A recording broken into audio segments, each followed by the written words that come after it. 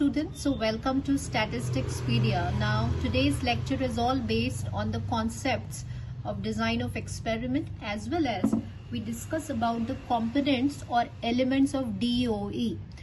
DOE एक बहुत ही important base है, फाउंडेशन है हमारे स्टैटिस्टिकल एनालिसिस या प्रोसेस का. सो सबसे पहले हमें ये समझना ज़रूरी है कि what does this mean. So this is basically a conceptual video because I'm going to explain you each and every aspect that why basically we deal with DOE, design of experiment, and why it is such an important tool, such an important measure in an agricultural studies. So let's begin with it. First of all, we will consider a very practical and a very basic situation that suppose कि हमारे पास कोई भी problem है. Problem in the sense कोई भी statistical problem है या any problem which is related to your agriculture like production से related or any other industry, marketing industry से related है. So in order to solve that problem, what we want कि हमारी जो problem है वो solve हो जाए. But we are not bothered about the solution of this problem. अगर आपकी problem solve हो जाए तो कैसे होनी चाहिए? Valid way में, systematic way में आपकी problem solve हो जाए. Plus जो आपका economical way में मतलब कि आपके जो resource utilization है वो minimum हो, cost effective manner में आपकी problem solve हो जाए. मतलब resources मतलब जो cost है, जो टाइम है, जो मैन पावर है वो मिनिमम लगे, उसके जो इंस्पेक्शन कॉस्ट है, जो एक्सपेंसेस हैं वो लीस्ट होने चाहिए. ऐसे हमारी प्रॉब्लम का हमें सोल्यूशन मिले and in an efficient way, in an proper way, in an accurate way. These are the 3 ways we want कि our problem will be solved. पहले अगर हम देखते हैं कि how we have reached to an experiment. Now in my previous lecture, I have very well explained you that what is the difference between an experiment and a survey. Now here we are basically going to study about the design of experiment. Design of experiment means, design means how to plan an experiment. Because हमें अपनी कोई भी query को solve करने के लिए ये 3 बातों का ध्यान रखना है कि वो सिस्टमैटिक मैनर में इजीली सॉल्व हो जाए, हमें उसका सोल्यूशन मिल जाए और हमारे जो रिसोर्स यूटिलाइजेशन हो वो मिनिमम हो. मिनिमम रिसोर्स यूटिलाइजेशन पे ऑप्टिमाइज्ड सोल्यूशन हमें चाहिए बेसिकली. सो कैसे हम अपने एक्सपेरिमेंट को प्लान आउट करें, कैसे डिजाइन करें. अब what do you mean by plan out? मतलब how to take your observations, how to take your measurements in a systematic manner, in a logical manner. Yes, this is a meaning. See why here I am evaluating each and every term which is associated with DOE, design of experiment, because these all are related to DOE. Design of experiment ये कह रहा है कि हम अपने experiment को कैसे plan out करें, कैसे डिजाइन करें. मतलब कि डिजाइन करना मतलब कैसे अपने मेजरमेंट्स लें so that systematic manner में हम अपनी जो प्रॉब्लम है या जो हाइपोथेसिस है उसको टेस्ट कर सकें, जो थ्योरीज है उसको टेस्ट कर सकें, उसको प्रूव कर सकें. Yes, in a very valid and in a very economical way. So what do you mean bye DOE? It implies how to plan or design an experiment in the sense that how the observations and measurements should be obtained to answer a query in a valid, efficient and effective way. DOE is a logical and a systematic procedure for the collection information to establish the validity of the hypothesis. तो basically जब हम कोई भी statistical query से deal करते हैं या agriculture research की बात करते हैं तो हम अपने हाइपोथेसिस को टेस्ट करना चाहते हैं, उसकी वैलिडिटी को टेस्ट करना चाहते हैं कि वो जो आपने अजम्पशन सेट किया है वो वैलिड है कि नहीं है, और उसके लिए हम परफॉर्म करते हैं डिजाइन ऑफ एक्सपेरिमेंट. तो एक लॉजिकल, एक सिस्टमैटिक, एक वेल डिजाइंड मैनर में हम DOE को अप्लाई करते हैं और प्लान आउट करते हैं, उसको डिजाइन करते हैं. So now students, let's understand that अभी अभी मैंने बोला था कि एक्सपेरिमेंट एक कंट्रोल्ड टेस्ट है. नाउ अगर आपको ये वाला कॉन्सेप्ट समझ में आ गया, ये बेस समझ में आ गया, तो आपको एंटायर जो सब्जेक्ट है डिजाइन ऑफ एक्सपेरिमेंट वो इजीली समझ में आएगा और उससे जो टर्म्स एसोसिएटेड है वो भी समझ में आएंगी. I will take a very simple example to make you understand about the DOE and experiment. Suppose if we are talking about any of the production process. Production process मतलब आपका कोई भी प्रोडक्ट मैन्युफैक्चर कर रहे हैं तो उसके लिए जो मैन्युफैक्चरिंग प्रोसेस होता है that is your production process. तो प्रोडक्शन प्रोसेस के लिए या कोई भी प्रोडक्ट मैन्युफैक्चर करने के लिए हम इनपुट्स की बात कर रहे हैं.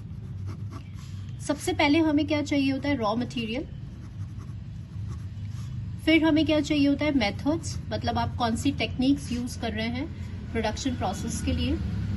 Then we are talking about the man power, कि आप जो एम्प्लॉयज यूज कर रहे हैं, जो स्टाफ मेंबर्स हैं आपके, वो एम्प्लॉयड है, ट्रेन्ड है, स्किल्ड है या नहीं है. So man power and machines. आपकी जो मशीन्स है वो वेल इक्विप्ड है कि नहीं है, मतलब एफिशिएंट है कि नहीं है. सपोज ये सारे जो फैक्टर्स हैं ये आपके प्रोडक्शन प्रोसेस को अफेक्ट करते हैं. अब यहाँ हम क्या परफॉर्म करेंगे? बेसिकली यहाँ हम एक्सपेरिमेंट परफॉर्म करेंगे. क्यों? क्योंकि प्रोडक्शन प्रोसेस, इस फिनोमिना, इस वेरिएबल को स्टडी करने के लिए ये सारे फैक्टर्स बहुत ज्यादा अफेक्ट कर रहे हैं, एज वेल एज उनका इंटरेक्ट, प्लस ये एक दूसरे से भी इंटरेक्ट कर रहे हैं, आपस में भी एक दूसरे को अफेक्ट कर रहे हैं. तो इसे हम एक्सपेरिमेंट कहते हैं. इसीलिए हम क्या बोल रहे हैं? Control test. कंट्रोल टेस्ट मतलब कि आपका वेरिएबल और फैक्टर्स जो उनको अफेक्ट कर रहे हैं और उनके इंटरेक्शन इफेक्ट्स. फिर आपका रिजल्ट क्या होगा? आउटपुट. तो इसे हम इनपुट बोल रहे हैं. हमने क्या डाला हमारे प्रोसेस के अंदर, और फाइनली कंक्लूजन या इन्फ्रेंस आपने ड्रॉ किया. This is known as an output.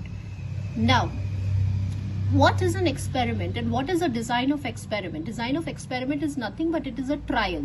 It is a hit and trial method basically, that once we change the input, जैसे जैसे हम इन inputs को change करते जाएंगे, या अगर इन inputs के किसी भी फैक्टर में वेरिएशन आया तो आउटपुट पे कितना फर्क पड़ने वाला है. How much the output is being affected by any of the factor is being changed in the input process. In order to assess that change in the output process, we will study about the experiment or design of experiment. So अब आप hopefully आपको समझ में आ गया होगा कि design of experiment और experiment मतलब क्या होता है. एक कंट्रोल्ड टेस्ट इसको क्यों बोला जाता है? क्योंकि सारे फैक्टर्स जो आपके फिनोमिनन को अफेक्ट कर रहे हैं उन सबको भी हम स्टडी करते हैं. That's why. So we have gone through this definition of design of experiment. अब जो हमने समझा है उसी को हम इंप्लीमेंट करेंगे on the concept of elements और components of an experiment. So let's understand the terminology of DOE. So students, now let's understand the different terms which are related to DOE. Now इसमें हम terms जो use करते हैं वो treatment है, response है, experimental unit है. तो बहुत आराम से आपको ये समझ में आएगा. Let's consider this example. Suppose here if I'm taking 3 examples. Let's consider an example such as a plot of land, patients and cows. Now plot of land में हमने यहाँ पे fertilizers apply करे. ठीक है, different fertilizers. I'm writing over here different fertilizers. Patients को medicines, different medicines, and cows पे हमने को डिफरेंट डाइट्स दिया. ठीक है. Now here why I am writing all this. देखिए, जैसे ये जो डिफरेंट फर्टिलाइजर्स हैं जिसका इफेक्ट हम स्टडी करना चाहते हैं. ठीक है, जैसे यूरिया है, नाइट्रेट है, ये कोई डिफरेंट फर्टिलाइजर्स हैं जिसको हमने अप्लाई किया प्लॉट ऑफ लैंड पे. तो ये जो डिफरेंट ऑब्जेक्ट्स ऑफ कंपैरिजन है इनको एक नाम दिया गया DOE के अंदर, और वो नाम क्या है? ट्रीटमेंट्स. अब जैसे सेकंड एग्जाम्पल है, उसमें हमें ट्रीटमेंट्स देखना है। तो आपने पेशेंट्स को क्या दिया, डिफरेंट मेडिसिन दिया और देखा कि कौन सी वाली मेडिसिन इफेक्टिव है इन क्योरिंग द सर्टेन डिजीज। तो ये क्या हुए, ये ट्रीटमेंट्स हो गए। एनिमल्स हैं, काउज है, उनको आपने डिफरेंट डाइट दिया, diet a, diet b and diet c, जिनके इफेक्ट को आप देखना चाहते हैं, जिनको आप स्टडी करना चाहते हैं, एनालाइज करना चाहते हैं। तो वो क्या हो गया हमारा ट्रीटमेंट्स। तो अल्टीमेटली ट्रीटमेंट्स मतलब क्या समझ में आया, डिफरेंट सब्जेक्ट्स जिसको हम कंपेयर करना चाहते हैं, जिसके इफेक्ट को हम स्टडी करना चाहते हैं या एनालाइज करना चाहते हैं, that is known as a treatments. ठीक है, अब आइए, अब जब आप इन ट्रीटमेंट्स को अप्लाई कर रहे हैं, आप किस पे अप्लाई कर रहे हैं, आप प्लॉट ऑफ लैंड पे अप्लाई कर रहे हैं, आप पेशेंट्स पे अप्लाई कर रहे हैं, डाइट्स को आप किस पे अप्लाई कर रहे हैं, काउस पे। तो these are known as experimental unit. तो एक्सपेरिमेंटल यूनिट मतलब क्या होता है, ऐसी यूनिट्स जिन पे ट्रीटमेंट्स को अप्लाई किया जाता है। यस, अब इनका कोई रिजल्ट आएगा, कोई आउटपुट आएगा। क्या आउटपुट आएगा, जैसे प्रोडक्शन। पेशेंट्स का क्या आउटपुट आएगा, इफेक्टिव, कि whether the medicine is effective or not in curing the disease or not. यहां पे क्या इफेक्ट आएगा, weight, increase in the weight or not, ये हम देखना चाहते हैं। तो इनका एक नाम दे दिया गया डिजाइन ऑफ एक्सपेरिमेंट में, वो नाम क्या है, रेस्पॉन्स। ठीक है, तो हमें क्या समझ में आया, अल्टीमेटली ये 3 इंपॉर्टेंट टर्म्स हैं। ट्रीटमेंट्स मतलब डिफरेंट ऑब्जेक्ट्स या different subjects whose effect we want to study, जिसके इफेक्ट को हम स्टडी करना चाहते हैं, हम कंपेयर करना चाहते हैं, उन्हें ट्रीटमेंट्स बोला। इन ट्रीटमेंट्स को जिन पे अप्लाई किया जाता है, जैसे land, patient, cows, these are known as experimental units. और अप्लाई करने के बाद जो आउटकम आता है, जो रिजल्ट आता है, after the application of treatments on to the experimental units, these are known as an response. ठीक है, सो ट्रीटमेंट्स क्या है, different subjects which we want to compare in whose effect is to be analysed. What do you mean by experimental unit? The smallest division of an experimental material to which treatments are being applied, जिसमें हम treatments को apply करते हैं. And what do you mean by response? The outcomes that we observe after the treatments are being applied to an experimental unit. So here we can also write the examples. Examples जैसे कि आपने different fertilizers हैं,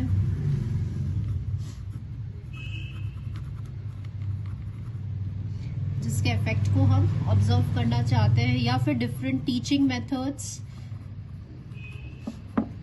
different medicines. These are the certain examples for treatments.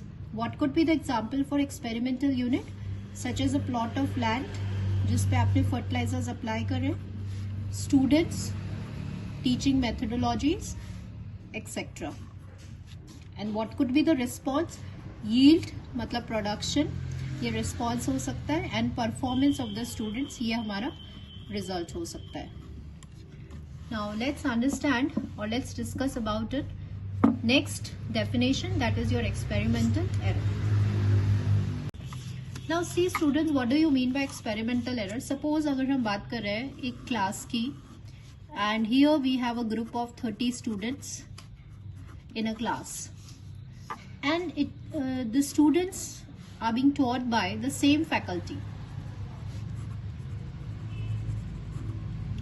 Yes, but still there will be a variation in the results.